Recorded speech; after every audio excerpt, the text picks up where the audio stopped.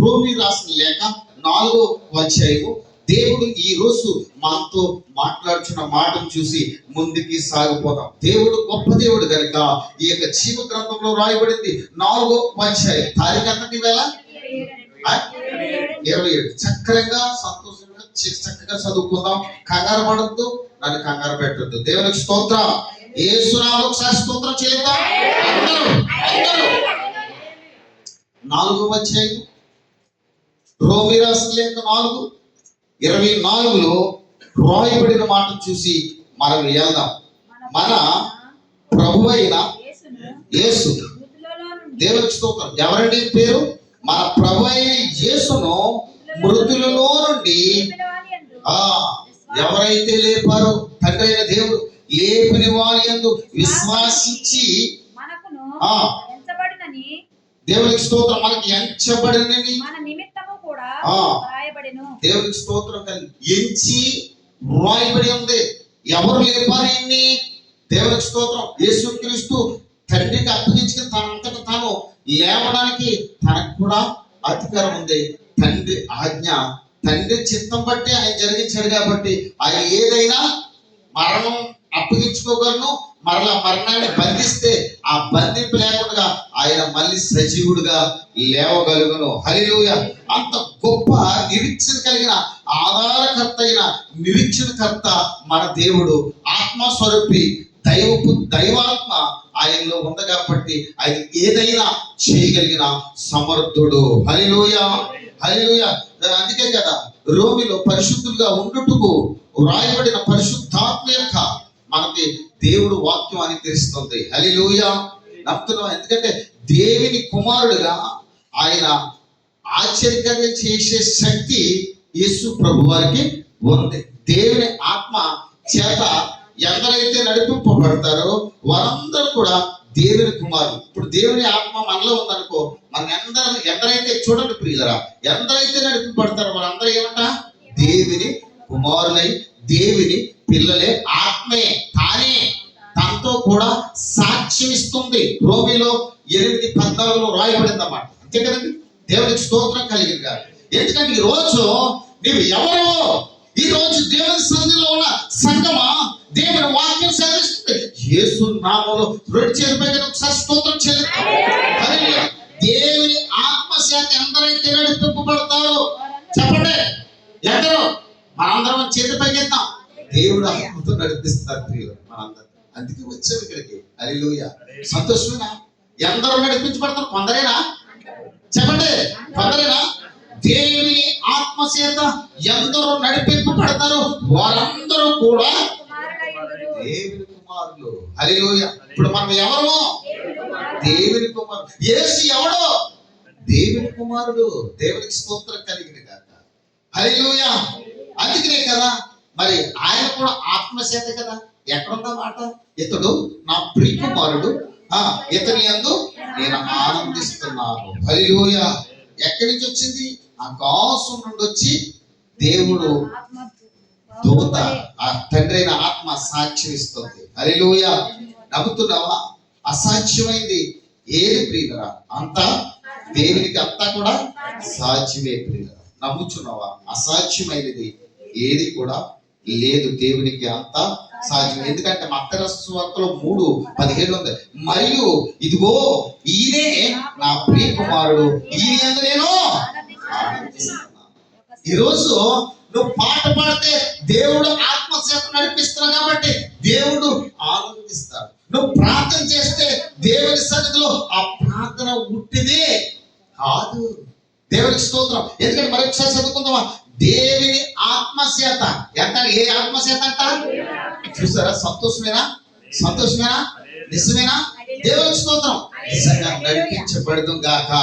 దేవుని ఆత్మచేత ఎందరో నడిపించబడదురు అంటే ఎంతమందిని సృష్టించాడో అందరూ యేసు నామములో నడిపించబడును గాక. అంతే కదా. మనల్ని నడిపించేవాడు అవునండి యేసు ప్రభు. తండ్రి చిత్తం కట్టి నెరవేర్చడం ఆయన. అంతే కదా. అందుకనే ఇప్పుడు ఇక్కడ వెంటనే ఇక్కడ బాప్తిజం ముందు దేవుడు మాట్లాడుచున్నాడు. దేవునికి స్తోత్రం. యేసు బాప్తిజం పొందిన వెంటనే నీళ్ళలోంచి ఒడ్డుకి వచ్చినప్పుడు ఇదిగో ఏది తెరవబడింది? చూడండి ప్రియులారా, నువ్వు ప్రార్థన చేస్తే నీ హృదయం అనే తలుపు తెరిచి ఆయన తాకుతాడు, తలుపు తట్టుచున్నాడు. ఎవడైతే ఆయన స్వరమని తలుపు తీస్తాడో ఆయనతో నీవు ఆయనతో. హల్లెలూయా. భోజనం కాడ కూర్చుంటారు. అందుకే దేవుని వాక్యం అనే భోజనం కాడ సన్నిధిలో కూర్చున్నాం. అందుకే అంటాడు, ఏమంటాడంటే దేవుని మాట చేపిస్తుంది, ఆకాశం తెరవబడింది, దేవుని ఆత్మ ఎలా వచ్చింది? పావురంలో వచ్చింది. నిష్కలంకం లేనిది. హల్లెలూయా. దిగు వచ్చి మీదకి వచ్చుట చూసి మరియు ఇదిగో ఈయనే నా ప్రియ కుమారుడు, ఇతని యందు నేను ఆనందిస్తున్నానని ఒక శబ్దం ఆకాశం నుంచి వచ్చింది. ఇప్పుడు ఎవరండి? శబ్దం. మన దేవుడి పేరు. ఇప్పుడు మనం పాట పాడినా దేవుడు స్తుతించినప్పుడు ఆనందిస్తున్నాం. ఇందాక సహోదరు చెప్పింది కదా, నేను ఎలాగైనా పాడకపోతే ఉండలేదు, మరి ఉండకూడదు. నేను అందుకే అలా చేశాడు దేవుడు. ఇష్టపోతాను. హల్లెలూయా. ఏం చేశాడు? నేను ఎవడో వంక తెచ్చుకుంటే ఆయన అనవసరం. నువ్వు పాడవలేదు, సిగ్గుపడ్డావంటే ఆ సిగ్గు నీకు వచ్చింది కదా. హల్లెలూయా. పాడవలేదా? దేవుడు భయపరచదు. నువ్వేం తప్పుడుగా ఏం పాడలేదు కదా. ఒకరికి స్పీడ్ వస్తుంది, ఒకరికి స్లో వస్తుంది. మరి నీకెందుకు? పాడిందని ఉంటుందే, మళ్ళీ సిగ్గుపడితే అదేం సిగ్గు? దేవుడికి స్తోత్రం కలిగి సిగ్గంతా వేసినామలో ఎగిరిపోను కాక. చెప్పండి, సిగ్గంతా అది డౌట్. మన అనుమానమే మనకు శత్రువు. చెప్పండి, మన అనుమానమే చాలా మందికి బాధ. మన అనుమానమే మనకు శత్రువు. హల్లెలూయా. మన విశ్వాసమే దేవుడు బలం. హల్లెలూయా. ఇక్కడి నుంచి అలాంటి డౌట్స్ మనము పడకూడదు చేస్తున్నాము. ఇప్పుడు ఎవరి చేత నడిపించబడుతున్నాం మనం? ఎందరు దేవుని ఆత్మ చేత నడిపించబడతారో వారందరూ కూడా దేవుని కుమారులై ఉన్నారు, దేవుని పిల్లలే. ఆత్మే తానే సాక్ష్యం ఇస్తుంది. మనం తెలుసుకోవాలి ప్రియుల. ఈరోజు దేవుడు ఆత్మ యేసుకి సాక్ష్యం ఇస్తుంది. మనం ఎదుగుతున్నాం, మనకు సాక్ష్యం ఇస్తుంది. మనం కూడా దేవుని ఆత్మతో నడిపించబడదు గాక. హల్లెలూయా. హల్లెలూయా. నమ్ముచున్నావా? ఇప్పుడు చదువుకున్న ప్రియులరా, ఇప్పుడు ఏమి రాయబడిందంటే, ఇక్కడ రాయబడిన మాట చూస్తే, మన ప్రభు అయిన యేసు మృతులలో నుండి లేపి విశ్వసించిన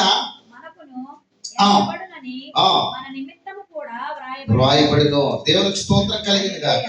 ఎందుకు మళ్ళీ అంటాడు? ఆయన మన అపరాధముల నిమిత్తం ఏం చేశాడంట? హల్లెలూయా. ఆగండి. ఎందుకు అప్పగింపబడ్డాడు? ఆయన పని ఏంటంటే మన అపరాధం నుంచి తండ్రి సృష్టింపబడిన సృష్టి. మనమేమో ఆదాము గారి ఎముకలోంచి ఏమో ఈవిడ తీశారు. ఎవరిని? అమ్మమ్మ గారు. దేవునికి స్తోత్రం. తీసి ఏదో తోటలో చక్కగా ఉన్నట్టు వాళ్ళు ఏం చేసింది? ఆవిడ తినొద్దన్నది ఏం చేసింది? గెలుపుకోండి తిన్నది. దేవుడు ఊరుకున్నాడా? దేవునికి స్తోత్రం. అక్కడ చరిత్ర బాగలేనప్పుడు ఇప్పుడు మనం కూడా ఉల్టా పల్టా చదువుకోవాలి మంచి మనసు ఇచ్చి. ఏమంటే దేవునికి స్తోత్రం. ఆదాము ఎక్కడ ఉన్నామంటే ఏం చెప్తున్నాడు దేవుడికి? దేవునికి స్తోత్రం. తినొద్దన్నది తిన్నాడు కాబట్టి సిగ్గుపడుతున్నాడు. సిగ్గు వచ్చింది, జ్ఞానం వచ్చింది. హల్లెలూయా. ఈ రోజు బైబిల్ చెప్పిన జ్ఞానం మనకున్నప్పుడు మనం బైబిల్ చెప్పిన మాట వింటామా? అవ్వమ్మ గారిలాగా తిన్నట్లుగా మనం చేసుకుంటామా? ఈరోజు అలాగుంటే అవ్వమ్మ గారు ఏది టార్గెట్ చేసిందో మనల్ని కూడా అదే టార్గెట్ చేస్తుందని జ్ఞానం గలవారు చెవి కలిగిన వాడి నేను గాక. హల్లెలూయా. హల్లెలూయా. హల్లెలూయా. ఎందుకు? మన అపరాధముల నిమిత్తము అప్పగింపబడి నీతిమంతులుగా తీర్చబడేటకే ఆయన ఏం చేశాడట? లేపబడ్డాడు. ఇది సత్య. దేవునికి స్తోత్రం. తప్పుడు కూడా దేవుని పడతాం. దేవుడు వాక్యం మనకు కావాలి. దేవుడు ఒక శక్తి మనం పొందుకోవాలి. ఏది ఉత్తమదో అది నీ హృదయంలోకి చేర్చబడాలి. ఏది ఉత్తమదో కాదు అది దూరపరచబడాలి. ఈ రాత్రికాల సమయంలో దేవుడు ఆత్మచేత నడిపించబడే కుమార్తె, దేవుడు ఆత్మచేత నడిపించబడిన కుమార్తెలు, దేవుని పిల్లలని మనం చెప్పించుకోవాలి. కానీ అలాగనే ఆదాము మంచిగా ఉన్నాడు. అమ్మమ్మ గారు ఎముక నుంచి తీసాడు. ఆవిడ ఎక్కడ నుంచి తీసాడండి? కరెక్ట్గా జాగ్రత్తగా తీస్తే ఆవిడ నిర్ణయితే ఆవిడ ఏం చేసింది? చక్కగా మంచి తోట వేసాడు. వేసిన తర్వాత ఊరుకుందా? దేవునికి ఇది నిజమా? తెలుసుడు అన్నది. తిన్నది. తిని మరి తిన్నప్పుడు ఆయనకి ఎక్కకుండా కుదిరిపోదు. దేవునికి స్తోత్రం. ఆయన పెడితే ఆయనమే యెహోవా దేవుడు శపించాడు. నువ్వేం చేస్తావు? నీ భర్త చేత నువ్వు చావు కొడతా, నిన్ను పసివేదన పడి పిల్లల్ని కంటావు అన్నాడు. అపవాదిని శోధించాడు. ఈ తినొద్దన్న ఈయన కూడా ఏం చేశాడు? గచ్చ పొదల్లో ముళ్ళ పొదల్లో పంటను పండించి నువ్వు తింటావని ఆదాము గారు కూడా ఇచ్చాడు క్రౌడ్. దేవునికి స్తోత్రం కలిగింది. అంటే మనం సంఘంలో ఉన్నప్పుడు సంఘంగా కూడుకుని మనం వంకర టెంకర ఉంటే మనకేమో పరిస్థితి ఉందా లేదా? మిమ్మల్ని అడగాలనా? మీరు కదా చెప్పింది, ఇంకా వెనకాలంలో అందరూ ఏమో ఉందా లేదా? డౌట్ ఏమో. దేవునికి స్తోత్రం. ఏడ ఉందా లేదా? దేవుడు చెప్పిన మాట ఏంటో వినాలి, దేవుని చిత్తం నెరవేర్చాలి. యేసుక్రీస్తు వచ్చారు, ఆయన ఎవరి కొరకు అప్పగించబడ్డారో ఈ మాత్రం జ్ఞానం, బుద్ధి, ఇంగిత జ్ఞానం మనకుంటే మన అపరాధములు నిమిత్తము అప్పగించబడ్డాడు. ఇది జ్ఞాపకం చేసుకోవాలి. హల్లెలూయా. లేకపోతే మేడ కట్టను, ఆ మేడ మీద ఇంకోటి ఇవ్వాలి, ఇది కాదు. అన్ని వదిలేసిపోవాలి కదా. లేకపోతే సాక్ష్యం ఉందా? అలాగే దూరంతా కొనేదు. అవునా కదా? దేవునితో మన అపరాధ నిమిత్తం అప్పగింపబడి మనము నీతిమంతులుగా తీర్చుటకే లేపబడ్డాడు. హల్లెలూయా. కాబట్టి విశ్వాసం మూలంగా విశ్వాసం ఉంటేనేనా, విశ్వాసం లేకపోతేనా? ఆ విశ్వాసించిన వాడే నిత్య జీవం గలవాడు, అంచితనాలు వాడిని. మాట తొందరపడుతుంటే ఈయన ఇచ్చాడు కౌంటర్. అవును ప్రభు అంటుంది. దేవునికి స్తోత్రం. మరి ఇప్పుడు తొందరపడటం మంచిదా, నిదానం ప్రధానం అని అర్థం కంగారుకి వెళ్ళిపోతామా? ఏమని చెప్పండి, చాలా సక్రంగా ఉండాలి. హల్లెలూయా. కంగారు వచ్చిందంటే మనలో ఏముంది? మనమే చెప్పాలి. దేవునికి స్తోత్రం కలిగి. నువ్వు కంగారు పడితే, ఇప్పుడు మనం కంగారు పడితే ఏమని చెప్పాలి? ఎంత ఎంత పరిగెడతావు? ఏమన్నా పరిగెట్టగలవా? సక్రంగా పెడితేనే మంచి నడకనడా. హల్లెలూయా. అందుకని అంటాడు, కాబట్టి విశ్వాసం మూలముగా మనం నీతిమంతులుగా తీర్చబడ్డాము. మన ప్రభు అయిన యేసుక్రీస్తు ద్వారా దేవునితో కూడా సమాధానం కలిగి ఉండాలి. హల్లెలూయా. మరియు ఆయన ద్వారాగా మనకి విశ్వాసము, ఈ కృపయందే ప్రవేశం కలవారమై దేవుని మహిమ గురించి నిరీక్షణ బట్టి అతిశయపడుచున్నాము. అందుకే ఇప్పుడు చెప్తున్నాడు, ఆగండి. దేవుని స్తోత్రం. నువ్వు అతిశయపడాలన్నా, నువ్వు ఆనందించాలన్నా, నువ్వు సంతోషంగా ఉండాలన్నా అంటాడు. అయితే కాదు కానీ శ్రమ, ఓర్పు పరీక్ష నిరీక్షణ కలగజేసిన వాడు ఆ ఎరిగి శ్రమయందు అతిశయపడాలి. సంతోషంతో అతిశయపడి నిలబడం, శ్రమలో కూడా నటిపిస్తాడు నా దేవుడు. పాట నన్ను విడవడు, నటిపిస్తాడు నా దేవుడు. శ్రమలోనైనా నన్ను విడవడు,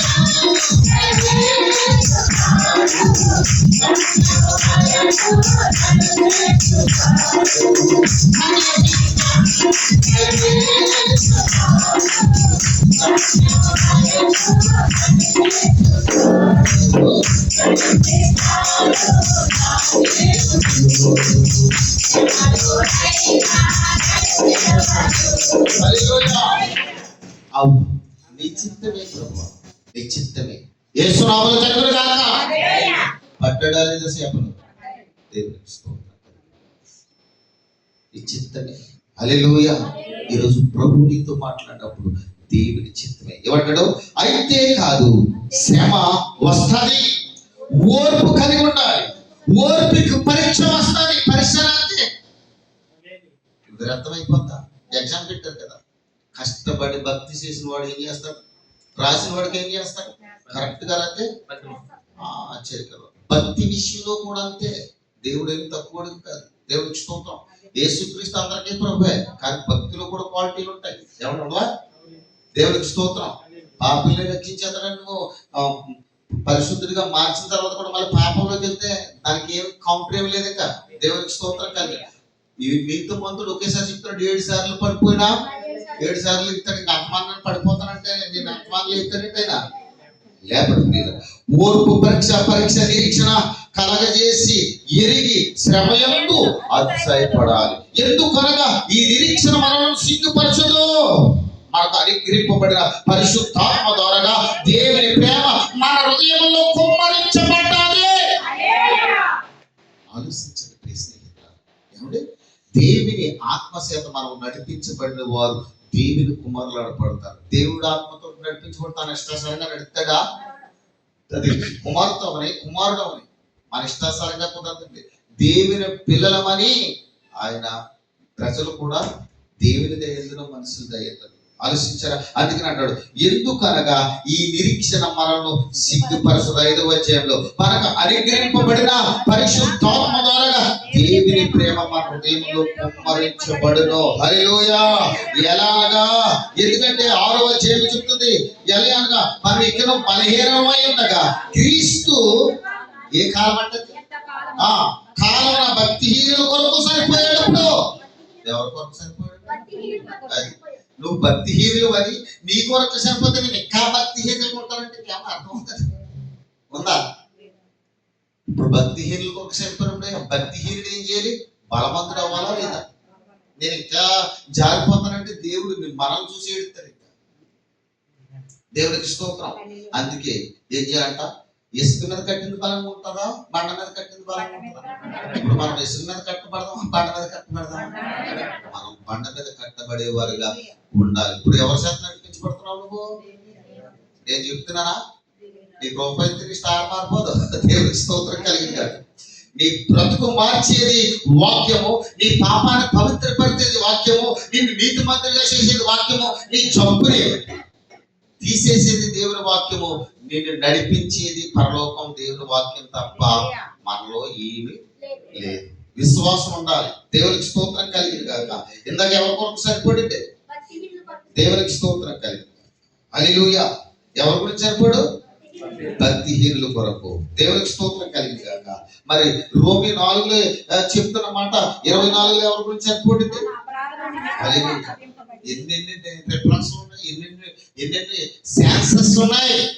ఆలోచించారా? ఆ పాపం నిమిత్తం సరిపోవడంటే మరి ఇక్కడ రాయబడి అని తీసేద్దామా? దేవునికి స్తోత్రం. ఏది తీయను ప్రభా, అన్ని నీ దైవ సిద్ధంగా నాకు రాయించి జ్ఞానం అంగీకరిస్తాను తండ్రి అని మనం చేర్చుకోవాలి. హల్లెలూయా. ఇప్పుడు చెప్పండి, దేవుడి సన్నిధికి ఎంత అవకాశం ఇచ్చిన మనము దేవుడి సన్నిధి విడిచిపెట్టాం. నీకు న్యాయమా? ఆత్మ సందేశంతో దేవుడితో నడిపింపబడిన వారు ఇప్పుడు దేవుడి సన్నిధిని విడిచిపెట్టకూడదు. హల్లెలూయా. ఎవరిస్తున్నారు సాక్ష్యం అంటే చూడండి, అక్కడ ఆత్మే తానేతో కూడా సాక్ష్యం ఇస్తున్నారు. రోమీలో 8:14 రాయబడిన మాట చూస్తే 16, 14, 16లో రాయబడి చూడండి. సో ఎవరిస్తున్నారు సాక్ష్యం? చెప్తాం పాస్టర్ గారు ఇలా చెప్పేస్తున్నాడు అని మనం అనుకుంటే కాదు. కానీ దేవుని ఆత్మచేత 8వ అధ్యాయం 14వ వచనంలో దేవుని ఆత్మచేత ఎందరో నడిపింపబడతారు వారందరూ దేవుని కుమారులేనా కాదా? మరి మనలో మనకు డిఫరెన్స్, నువ్వు నేనంటే నువ్వు ప్రార్థన చేసి నాకు పడదు, నేను పాడితే నువ్వు పడదు. సహోదరులు ఐక్యత ఉంటే మనం ఐక్యత లేకపోతే మనం ఎలాంటి వారు? దేవుని బిడ్డలమా దేవుని బిడ్డలం కాదా? చెప్పాలి. సిగ్గుపడుతున్నారా? ఐక్యత ఇక్కడ చెప్పేది ఏంటి, మనం చేసేది ఏంటి? దేవుని ఆత్మ మనలో ఉంటే ఎలా ఉంటామో దేవుని బిడ్డలుగా, దేవుని కుమారులు అనబడతాం. హల్లెలూయా. అందుకనే ఎలా అనగా మరల దేవునికి స్తోత్రం. ఏంటంట? 15 భయపడుటకు మీరు దాస్యపు ఆత్మను పొందలేదు గాని. హల్లెలూయా. దాస్యపు ఆత్మను పొందలేదు కానీ దత్తపుత్ర ఆత్మను పొంది ఆత్మ కలిగిన వారమై మనము అబ్బా తండ్రి మొరపెట్టాలి. ఈ మొర్ర ఎడితే మనకు ఎప్పుడో భయం వస్తుంది. దేవునికి స్తోత్రం కలిగింది. డూప్లికేట్ మొర చేస్తే మనకి ఏం భయం ఉంటుంది. దేవునికి స్తోత్రం కలిగింది కాక. మేక గుర్రు ఉంటారండి అంటే మేక గుర్రు ఉంటారు. మేక గుర్రు. మరి మేకలాగా ఉందామా గుర్రెలాగా ఉందామా? అన్ని కరెక్ట్ గా చెప్తుంది. అంటే మేకలాగా ఉందామా గుర్రెలాగా ఉందామా? అది దేవునికి స్తోత్రం. మేక దేనికి సోదర్శం? దేవునికి స్తోత్రం. మేక వేరు, గొర్రెలు వేరు అని చెప్పాడు ఆయన. దేవునికి స్తోత్రం. నా గొర్రె నా స్వరం ఉంటుంది, నేను దాన్ని ఎరుగుదు. హల్లెలూయా. ఎరిగిన మనం దేవుడికి విరోధంగా మనం ఉండకూడదు. దేవునికి స్తోత్రం. నువ్వు ఎలా గొడవ పెట్టుకుంటున్నామో మనం చెప్పం. వాక్యం ద్వారాగానే మనం చెప్పుకుంటూ వెళ్ళిపోవాలి అంతే. మనం తీర్పంలో కాదు ప్రియ. దేవునికి స్తోత్రం కలిగినగా. ఏ ఆత్మను పొందాం?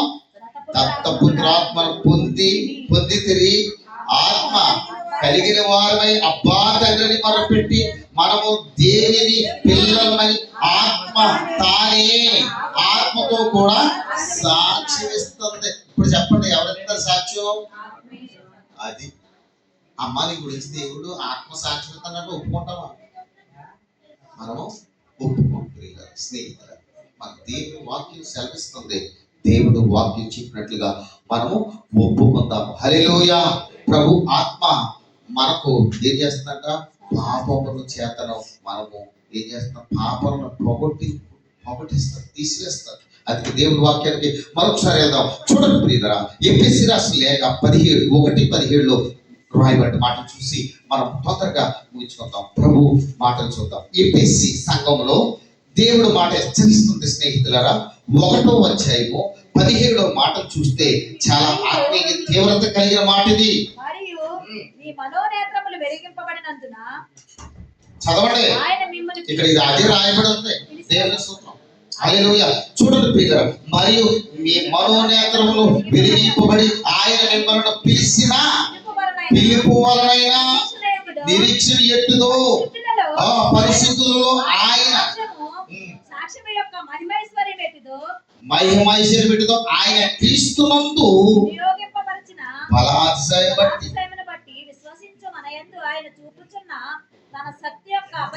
స్తోత్రం. శక్తి అపరిమితమైన ఎట్టిదో మీరు తెలుసుకోవాలి. హల్లెలూయా.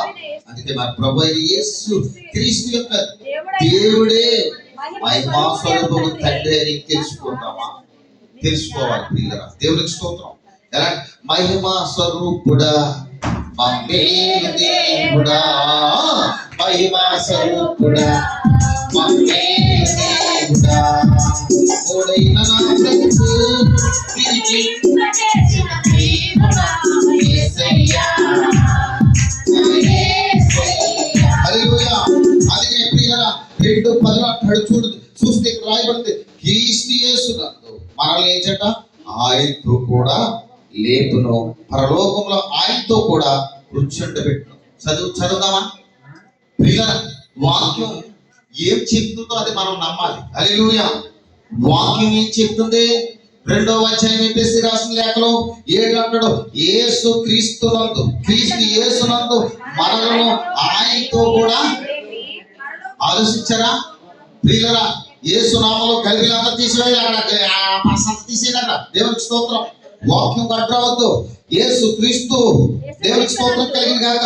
యేసు క్రీస్తు నందు మనలను ఆయనతో కూడా లేపి పరలోకంలో ఆయనతో కూడా కూర్చుండబెట్టును. మీరు కృప చేత, ఇది మీ వల్ల కలిగింది కాదు, దేవుని వల్ల. ఇప్పుడైనా కారణం పెట్టి చెప్తున్నా, ఇప్పుడైనా తెలుసుకోండి. ఈ ప్రయాసం అంతా ఏంటి? నేను వెళ్తున్నాను, నేను ఈ పని చేస్తున్నాను, నేను ఆ పని చేస్తానంటే మన పనుల గురించి మీకు చెప్పాను. ఎవరు చేయమన్నారు? దేవుడైన యెహోవా కదా దేవుడి సన్నిధిలో పని చేయమంట. పాస్టర్ గారు చెప్పారంటే ఆయన దులుకుపడిపోతున్నారు. నేను చెప్పానంటే నా మాట లక్ష్యం. ఎవరు చెప్తే నీ కుటుంబానికి ఏది ఉందో, నిన్న రాత్రి శుక్రవారం రాత్రి 2 ఆరాధనలు చెప్పాను. హల్లెలూయా. ఇక్కడికి దేవుని పనులు నా కోసం, సంఘం కోసం కాదు, కానీ నీ కుటుంబం కొరకు దేవుడి సన్నిధిలో ఎక్కడికి వెళ్ళిందో చూద్దామా? ఇక్కడ చూడండి, క్రీస్తు యేసునందు మనల్ని ముగించేద్దాం. మనలను ఆయనతో కూడా లేపి పరలోకంలో ఆయనతో కూడా కూర్చుండబెట్టును. మీరు విశ్వాసం ద్వారా కృప చేత రక్షించబడి ఉన్నారు. ఇది మీ వల్ల కలిగింది కాదు, దేవుని వరమే. హల్లెలూయా. దేవుని సన్నిధిలో ఈ రీతిగా మనం దేవుడి వాక్యం రాయబడ్డది ప్రియులారా. అటువంటి ఆత్మ మనకి కావాలి. చూడండి, పైన ఒక మాట రాయబడింది, స్తోత్రం కలిగినగా. చూడండి 4వ అధ్యాయంలో చూస్తే, అయినను దేవుడు కరుణా సంపన్నుడై మన అపరాధముల చేతను. ఎప్పుడో సచ్చావు? పాపం చేసినప్పుడు చచ్చిన వారమా బ్రతికిన వారమా? అపరాధముల చేత ఏమైపోయామంట మనం? దేవుడు కరుణా సంపన్నుడై ఉండి మనము అపరాధముల చేత సచ్చిన వారమై ఉండి సహితము దేవుడి స్తోత్రం. ఆయన శిలువలో చూపిన ప్రేమ ఏంటంటే, ప్రేమ చేత క్రీస్తుతో కూడా మనల్ని కృప చేత ఆయన రక్షించుకున్నాడు పిల్లలు. మనం మనసున్న వారు అర్థం చేసుకోవాలి. మనం అనుకుంటాం ఏదో తెలియక ఏదో చిన్న పాపం చేస్తే ఆ పాపం అలా కాదు. పాపం చేసినప్పుడు బుద్ధి జ్ఞానం ప్రార్థన చేయాలి. హల్లెలూయా. చెప్పుకున్నవాడు ఎక్కువ వస్తుందంటే ముందు చేసినోడు కట్టే అదేమన్నట్టు కట్టులో దూల పెట్టుకుని. నేను కోరుకునేది ఏంటంటే, ఎవడన్నా చెప్తే కోపం మాత్రం ప్రార్థన చేసి మంచి మనసు దేవుడితో ఉన్నాడు అనుకుంటా. దేవుడికి స్తోత్రం. అలా సాగుదాం ప్రియులారా. ఇదిగో దేవుడి వాక్యం ఈరోజు ఈ రీతిగా రాయబడింది. ఒకే మాట చూసి ప్రార్థన చేసుకుంటాం. ఆయన చూసుకున్న తేవదు కానీ పేతురు రాసిన పత్రిక 1 పేతురు రాసిన పత్రిక ఒకే మాట చూసి ప్రార్థన చేసుకుంటాం. 1వ అధ్యాయంలో రాయబడిన నా స్నేహితులారా, పేతురు రాసిన ఈ యొక్క అధ్యాయంలో ఒక మాటను చూసి ముందుకెళ్దాం. 1 పేతురు రాసిన పత్రికలో 1వ అధ్యాయంలో మొదటి మాట, దేవుడు రాయించిన మాట చూస్తే 21లో ఒక మాట చూడండి ప్రియులారా. 21 పేజీ నెంబర్. దేవుని స్తోత్రం. ఎలాంటి వాడో చూస్తే, ఆయన జగతి పునాది వేయ మునిపే. దేవునికి స్తోత్రం. ఈ జగతికి పునాది వేయలేదు, అప్పుడు ఏం చేశాడంట? నియమింపబడి కానీ తాను మృతులలో నుండి మహిమనిచ్చిన దేవుని ఎడల విశ్వాసులైన మీ నిమిత్తం కడవరి కాలము యందు అది సాలిడ్ పిల్లరా. దేవుని స్తోత్రం. ప్రత్యక్షపడి కాక మీరు విశ్వాసము నిరీక్షణ దేవుని యందు ఉంచబడాలి. హల్లెలూయా. దేవుడు